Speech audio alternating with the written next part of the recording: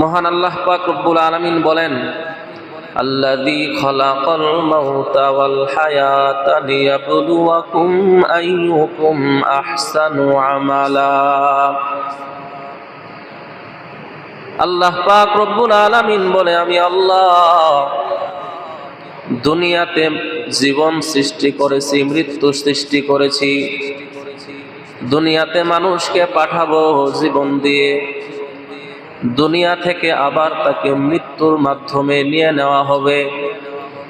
এই যে জীবন আর মৃত্যুর খেলা, আল্লাহ বলে এই খেলাটা হচ্ছে আমলের খেলা, আমলের পরীক্ষা দেওয়ার জন্য পাঠিয়েছি। কেমন আমল? আহসানু আমালা। আমি আল্লাহ জীবন দিয়েছি, আবার মৃত্যু দিব। এই জীবন মৃত্যুর মাঝখানে এই অল্প সময়ে আমি আল্লাহ দেখব আহসানু আমালা, কারা ভালো আমল করে, কারা খারাপ আমল করে। এখানে আল্লাহ বলেন নাই আকসারু আমালা, অনেক আমলের কথা আল্লাহ বলেন নাই।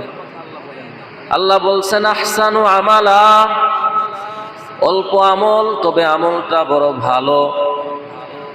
আল্লাহ পাক রব্বুল আলামিন প্রত্যেকটি মুমিনের পরীক্ষা নেবেন। যে মুমিন তার ঈমান যত মজবুত, আল্লাহ পাক রব্বুল আলামিন তার পরীক্ষাও তত কঠিন ভাবে নেবেন।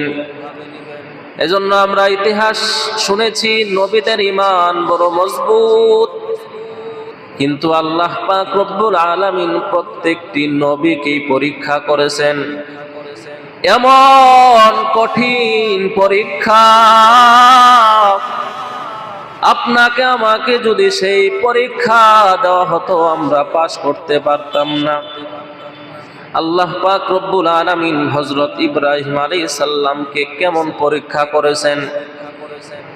আল্লাহ পাক রব্বুল আলামিন ইব্রাহিম নবীকে খলিল বানিয়েছেন, বন্ধু বানিয়েছেন। আকে লুৎফে খেসেরা ইজহারে কর, বা খলিল আসনারেরা গুলজারে কর। আল্লাহ পাক রব্বুল আলামিন ইব্রাহিম নবীকে খলিলুল্লাহ বানিয়েছেন, আল্লাহর বন্ধু বানিয়েছেন। এমনি এমনি আল্লাহর বন্ধু বানান নাই। ইব্রাহিম নবীকে কম পরীক্ষা করা হয় নাই। ইব্রাহিম নবী জন্মের আগে তার পরীক্ষা শুরু হয়েছে, নমরুদ দুনিয়াতে আসতে দিবে না। হযরত ইব্রাহিম আলাইহিস সালামের দুইটা সন্তান, প্রথম